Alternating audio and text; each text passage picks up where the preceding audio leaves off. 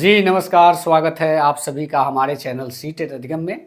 दोस्तों, आज की इस वीडियो में हम लोग बात करने वाले हैं प्रधान शिक्षक और प्रधानाध्यापक की बहाली के बारे में। जी हाँ दोस्तों, पहला टॉपिक यही होने वाला है हेडमास्टर जी और हेड टीचर की बहाली के बारे में, जो योग्यता की बात की गई है उसके लिए और परीक्षा कब तक कंडक्ट होगा उसके लिए।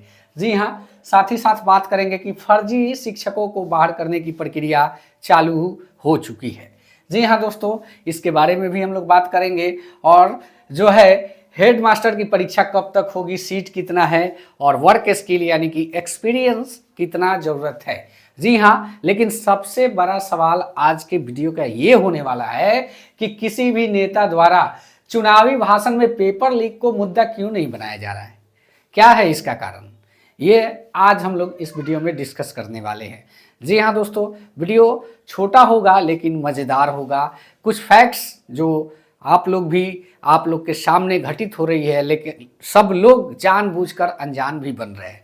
जी हाँ, अगर ऐसा चलता रहा तो कहीं ना कहीं वो प्रक्रिया जारी रहेगी जो पेपर लीक कांड होते आ रहे हैं, शुरू से ही होते आ रहे हैं। जैसा कि आप लोगों ने देखा होगा कि पहले भी पेपर लीक पर जो आरोपी पकड़े जा रहे हैं वो जिस तरीके से अपनी जो है बाइट दे रहे हैं प्रेस कॉन्फ्रेंस के माध्यम से, उसमें डायरेक्ट एक्सेप्ट कर रहे हैं कि लगभग दशकों से यह काम चलते आ रहा है और फिर भी सरकार या विभाग के द्वारा इस पर कोई संज्ञान नहीं लिया जा रहा है।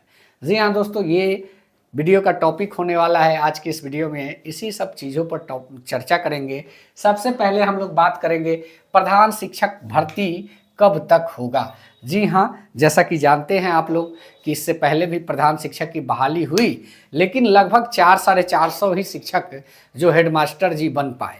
वो इसलिए ये भी हो सकता है कि जो वर्क स्किल मांगा गया 8 साल का स्किल कहीं ना कहीं ज़्यादा है, इसलिए ज़्यादा है कि जो भी शिक्षक ज्वाइन किए हैं 10 साल 15 साल 20 साल से जॉब में हैं, ठीक है, लेकिन उनके साथ जो वर्क एक्सपीरियंस लगाया गया। अब बताइए कि एक फ्रेश और एक टीचर जो कंपटीशन में बैठते हैं, तो एक प्रकार का कंपटीशन ही कहेंगे इसको, तो उसमें जो है उनके सब्जेक्टिव चीज़ों को हटाकर अलग से कुछ विषय को जोड़ के पूछा जाता है सवाल, तो स्वाभाविक सी बात है कि वो किसी के दिमाग से हैंग करेगा।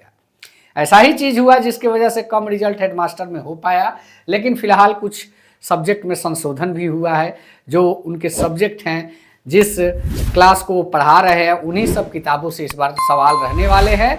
और अगर अदरवाइज बाहर की बात करें तो सीटेट सभी लोगों ने क्वालिफाई किया है, तो सीटेट के भी कुछ प्रश्न यानी कि 70-75 प्रश्न सीटेट के यानी कि चाइल्ड डेवलपमेंट एंड पेडागोजी से होने वाले हैं। तो कहीं ना कहीं प्रधान शिक्षक की बहाली इस बार उम्मीद है कि अच्छा प्रदर्शन करेगी और सारे शिक्षक जो आवेदन करेंगे वो एक अच्छा कंपटीशन के साथ क्वालिफाई भी करेंगे। तो कहीं ना कहीं इस बार प्रधान शिक्षक में जितनी सीटें हैं उसके अनुरूप जो है प्रधान शिक्षक मिलने वाले हैं और प्रधानाध्यापक भी मिलने वाले हैं। जी हाँ, लेकिन इसमें एक चीज़ बात कर लेते हैं कि कब से इनकी परीक्षा होनी है। 15 जून के बाद कभी भी परीक्षा हो सकता है, लेकिन कभी भी का मतलब यह नहीं कि कुछ 15 जून के बाद कभी भी आगे कहीं पर भी, ऐसा नहीं है। 15 से 25 जून के भीतर ले लेना है, 15 के बाद कभी भी हो सकता है, यानी कि 25 के भीतर ही। तो हेड मास्टर जी की बहाली है जो कंफर्म हो चुकी है और अब इस पर उम्मीद करता हूं कि शिक्षक भी अपना जो तैयारी है उसको जारी कर दिए होंगे। बात करते हैं सीटों की संख्या की, तो हेडमास्टर साहब की बहाली जो है 40,247 सीटों पर है, लेकिन प्रधानाध्यापक की बहाली 6,000 समथिंग सीट है। ऐसा ही कुछ सीट है प्रधानाध्यापक का, और प्रधान शिक्षक का जो है इतना सीट है। तो आप लोग देख सकते हैं कि वर्क एक्सपीरियंस जो है 8 ईयर दिया गया है। सभी लोग लगभग अब इस कैटेगरी में आ जाएंगे। अब छूटने वाला वर्क स्किल एक ही होगा, जो वो होगा 2019 का 6 फेज के शिक्षक जो है वही इस बहाली को नहीं जो है आवेदन को नहीं कर पाएंगे, लेकिन बाकी जितने भी शिक्षक इससे पहले हुए हैं 6 फेज के पहले, वो सभी आवेदन कर पाएंगे। अब बात करते हैं कि फर्जी शिक्षकों की बाहर करने की प्रक्रिया है वो शुरू यानी जल्द शुरू हो गई है। जी हाँ, जो ये टाइम पीरियड चल रहा है इलेक्शन का, इसमें बहुत चीज़ें उथल पुथल हो रही है, ये मान के चलिए। तो जितने भी फर्जी शिक्षक हैं उनकी सर्चिंग करके बाहर करने की प्रक्रिया चालू हो चुकी है।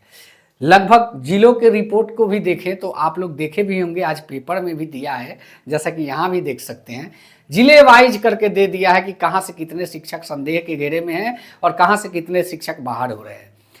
आप लोगों ने देखा होगा कि अभी जो अप्लाई हुआ था, अभी जो परीक्षा हुई सक्षमता परीक्षा, उसमें एक एक सीटेट की डिग्री पे 60 लोग शिक्षक बने हुए हैं।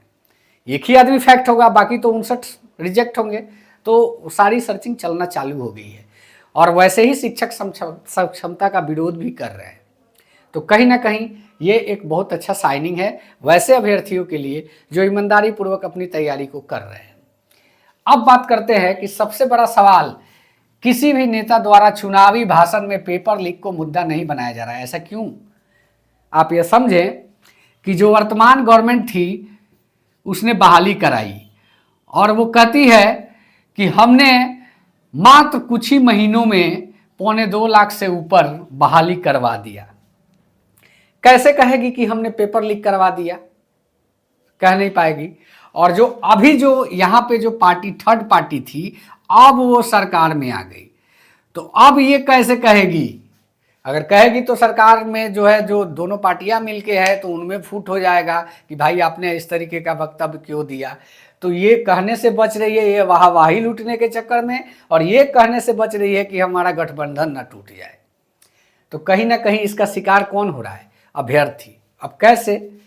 तो जो भी हुक्मरान थे, जो भी आदेशपाल थे आयोग के या फिर विभाग के या फिर मंत्रालय के, वो लोग अभी उसी स्थिति पे बने हैं, वेट एंड वॉच की स्थिति में।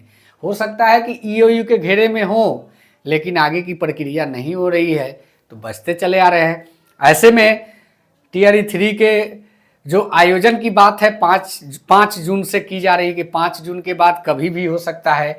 अगर पहले जांच नहीं हुआ तो 5 जून से जो टीआरई 3 होगा वो फिर एक बार सीट बिकेगी और फिर एक बार पेपर लीक होगा, क्योंकि अभी तक वैसे लोग नहीं पकड़े गए हैं जो अंदर खाने में बैठकर इस बहाली का बंदर बाट कर रहे हैं। अभी भी वो लोग बचे हुए हैं। जरूरी ये है कि पहले वैसे लोगों को निकाल के ईओयू बाहर करे, तब जाके ये बहाली हो। हम 5 नहीं 25 जून तक का वेट कर लेंगे, लेकिन पहले वैसे लोगों का निकाल बाहर करना बेहद जरूरी है। नहीं तो जो भी अभ्यर्थी ईमानदारी पूर्वक तैयारी कर रहे हैं वो 70 नंबर भी नहीं लाएंगे, लेकिन वो आधे घंटे में 120 में 115 ला लेंगे, ये गारंटी है। तो कहीं ना कहीं अभी भी टीआरई 3 संदेह के घेरे में है। परसेंटेज में बात करें तो 99.9% संदेह के घेरे में है। हाँ, लेकिन ईओयू अपना काम कर रही है, जिसका सबूत है देख सकते हैं। पेपर लीक जो पुलिस बिहार सिपाही का हुआ था उसमें अभी भी बहुत बड़े अफसर से पूछताछ के लिए उनको जो है ऑफर किया गया है, बुलाया गया है। तो कहीं ना कहीं जांच प्रक्रिया थोड़ा लेट होता है। ये अक्टूबर 2023 में बहाली हुई थी सिपाही की चयन प्रक्रिया, लेकिन अक्टूबर, नवंबर, दिसंबर, अभी कितना, जनवरी, फरवरी, मार्च और अप्रैल, यानी कि 7 महीना हुआ, अभी भी वो जांच ही कर रही है। तो कहीं ना कहीं जांच में टाइम लगता है, लेकिन टीआरई 3 उसके पहले हो गया तो समझिए कि बहाली आएगी और जाएगी। अगर नहीं होता है तो अभ्यर्थियों के मन में रहेगी कि इलेक्शन बीत गया तो बहाली 5 साल बाद। अभ्यर्थी पूरी तरीके से शोषित हो रहे हैं, पढ़ रहे हैं, मानसिक फिजिकली सारा डिप्रेशन अभ्यर्थी ले रहे हैं सिस्टम की कमी के वजह से। तो दोस्तों, इसके लिए एक कैंपेन होना चाहिए कि वैसे लोगों को चिन्हित करें और पहले उसमें से बाहर करने का काम होना चाहिए, तब टीआरई का आयोजन हो तो ज़्यादा बेटर होगा। वरना फिर एक बार बहाली आएगी और वैसा ही खेल होगा, एकदम होगा। क्योंकि वो जो चेहरे दिख गए वो सामने नहीं आएंगे, जो चेहरे नहीं दिखे हैं वो सामने आएंगे, वो काम करेंगे। तो कहीं ना कहीं अभी भी उसमें से कोई पारदर्शिता जो है, पारदर्शिता की बात की जा रही थी, लेकिन सारा चिट्ठा ही खुल गया कि टीआरई 1, टीआरई 2, टीआरई 3 सब गड़बड़ है।